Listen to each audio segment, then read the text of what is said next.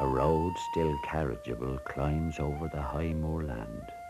It cuts across vast turf bogs 1,000 feet above sea level, 2,000 if you prefer. It leads to nothing anymore. It is here one would lie down in a hollow bedded with dry heather and fall asleep for the last time on an afternoon in the sun.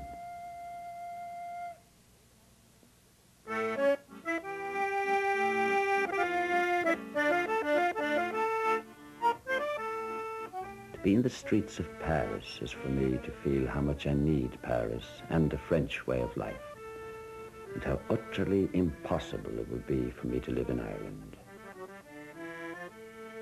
In Paris, Beckett began to concentrate on his writing, producing poetry, short stories, and a few essays in criticism.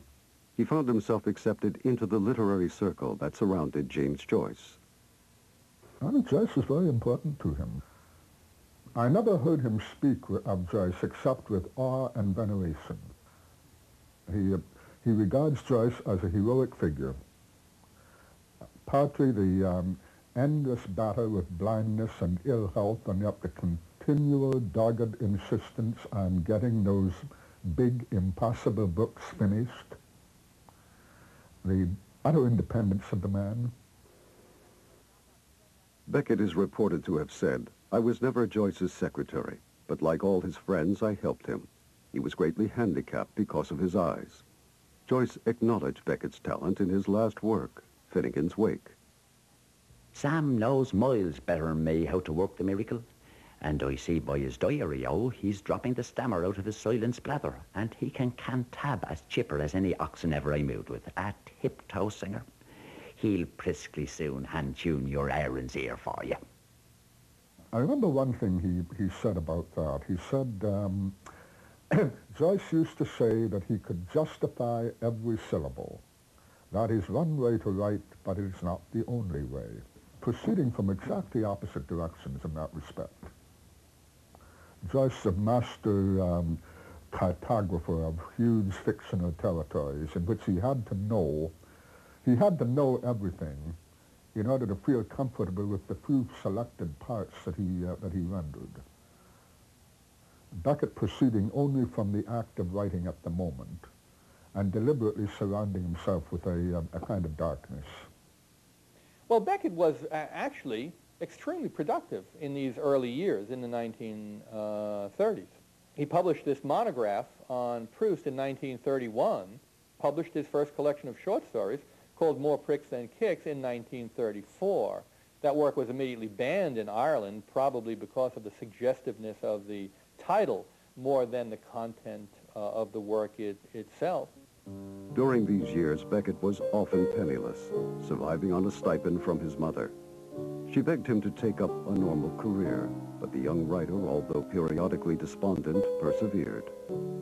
I'm horribly tired and stupefied, but not yet tired and stupefied enough. To write is impossible, but not yet impossible enough. He threw himself into writing a novel, which he christened with the most common of Irish names, Murphy. The sun shone, having no alternative under nothing new. Murphy sat out of it as though he were free in a mew in West Brompton. Here, for what might have been 6 months, he had eaten, drunk, slept, and put his clothes on and off in a medium-sized cage of northwestern aspect. Murphy was completed in 1937. Beckett, in his play, Kraft's Last Tape, recalls his frustration at this early publishing experience. 17 copies sold, of which 11 at trade price to free circulating libraries beyond the sea. Getting no. The famous stabbing story, well, this happened in the late 30s. I believe he was coming home from Joyce's apartment, and he passed a Paris beggar who asked him for money. Beckett made a gesture of refusal and kept on rapping. The next thing he knew, he had a knife between his ribs.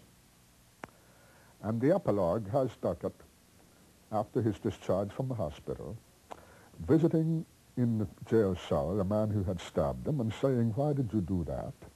And the answer was, je ne sais pas, monsieur.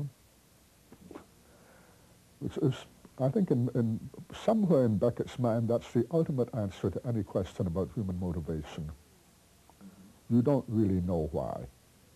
Shortly before the stabbing incident, Beckett met Suzanne Deschavaux-Damenil, a talented young pianist. During his long convalescence, she took care of him and thus began a lifelong companionship. Suzanne would later play a significant role in getting Beckett's work published and performed. Saying again, if you do not teach me, I shall not learn. Saying again, there is a last even of last times of begging, last times of loving, of knowing, not knowing, pretending. A last even of last times of saying, if you do not love me, I shall not be loved. If I do not love you, I shall not love. It's undoubtedly a very close marriage. It has survived, and she played a very, very brave role in the resistance. No doubt about that. In the late 1930s, despite the outbreak of war with Germany, Beckett and Suzanne chose to continue living in Paris. Beckett stated that he preferred France in war to Ireland in peace. I heard Adolf the Peacemaker on the wireless last night. I thought I heard the air escaping at slow puncture. But no matter how things go, I shall remain here on the 7th floor with my own handful of sand. All I have to lose is legs, arms, balls, etc. And I owe them no particular debt of gratitude, as far as I know.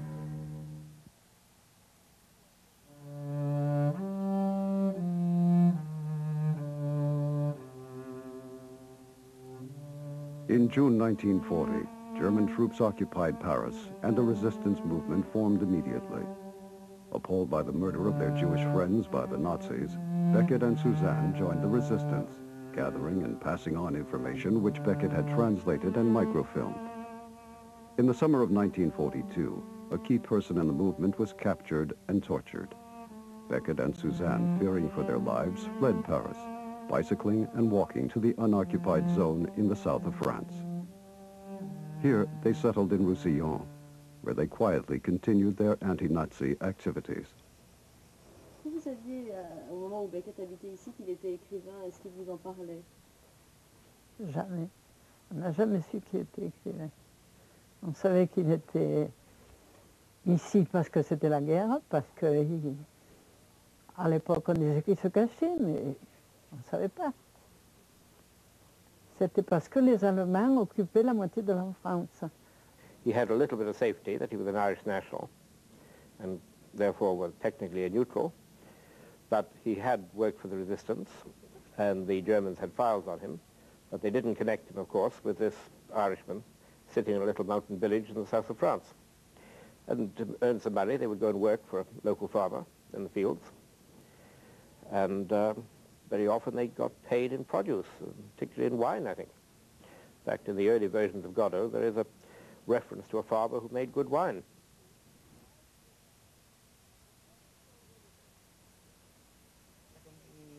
C'est-à-dire pour ça, parce qu'on ne savait pas si le voisin était collaborateur ou pas, personne ne se parlait. Tout le monde était sur le qui-vive.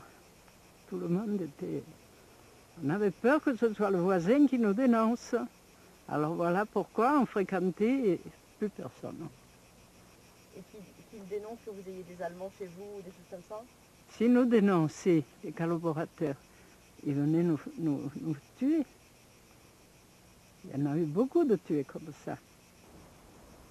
Et Beckett, c'était pareil. Pourquoi il fréquentait personne? Parce qu'il ne voulait pas qu'on sache qu'il était là.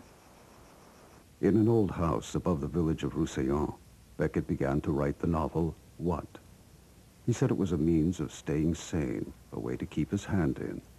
In it, the destination of the main character is a lunatic asylum. Then at night, rest in the quiet house. There are no roads, no streets anymore. You lie down by a window opening on refuge. The little sounds come that demand nothing, ordain nothing, explain nothing, propound nothing, and the short, necessary night is soon ended, and the sky blue again over all the secret places where nobody ever comes. I think that was when the Beckett that we know came together. He was, the occupation experience was absolutely critical, and he has never stopped going back to it and drawing on it.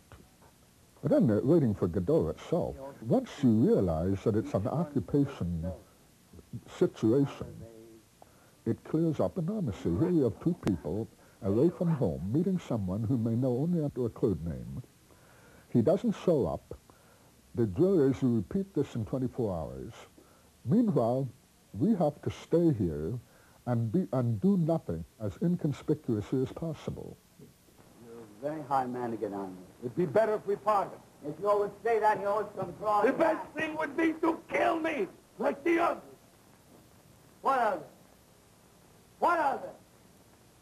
Like billions of others. To every man his little cross until he dies and is forgotten. In the meantime, let us try and converse calmly, since we are incapable of keeping silent. You're right. We are inexhaustible. It's so we won't think. We have that excuse. It's so we won't hear. We have our reasons. Oh, the dead voices. Say something! I'm trying! Say anything at all! What do we do now? Wait for Godot. Oh. Nous avions un gros dépôt d'armes, nous, ici, à Roussillon. Parce que nous, j'avais des caves, moi, là, des grandes caves dans les rochers, là. Et on avait beaucoup placé d'armes, là. Les parachutages se faisaient au-dessus d'Apte. Ça se faisait juste au-dessus d'Apte, ça faisait pas loin. Et la nuit, on faisait passer une camionnette devant avec, qui avait rien, quoi. Et derrière, un camion ou une camionnette qui avait ce qu'il fallait dessus. J'ai eu beaucoup de contacts avec lui là, pour organiser des patrouilles le soir ou n'importe. Il n'a jamais refusé, il a toujours pris ses responsabilités. On était des bons amis, quoi. On était des bons amis, mais vous savez, s'il avait un défaut, c'était pas celui d'être bavard, Beckett. From that time on, you get this obsessive concern with people undergoing interrogation, people talking when they don't want to talk, people wondering when it's safe to stop talking, people talking in order to satisfy some mysterious interrogator who will never tell you what will satisfy him. Well, nothing. He didn't say it? No. He didn't say what? No. He didn't say where? No. You gave him the work? Yes. And he didn't say it? No. He wept? Yes. Screamed? Yes. Begged for mercy? Yes. But didn't say it? No. Then why stop? He passed out. And you didn't revive him? I tried. Well? I couldn't. It's a lie. He said it to you. Confess he said it to you. You'll be given the works until you confess.